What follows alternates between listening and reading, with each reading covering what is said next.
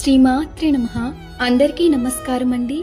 లలితా సహస్రనామంలో 87వ శ్లోకం. వ్యాపిని వివిధాకార విద్యా స్వరూపిణి మహాకామేశనైన కుముదాహ్లాద కౌముది.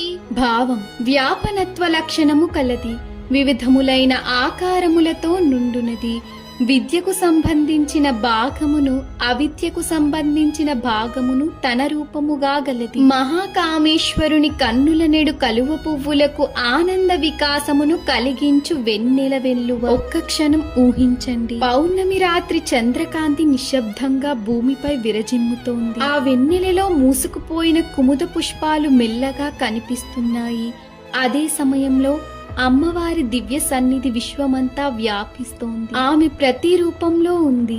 జ్ఞానంలో ఉంది, అజ్ఞానాన్ని తొలగించే శక్తిలో కూడా ఉంది. ఆమె కాంతి చంద్ర వెలుగులా మృదువుగా ఉంది, హృదయాలను తాకుతోంది.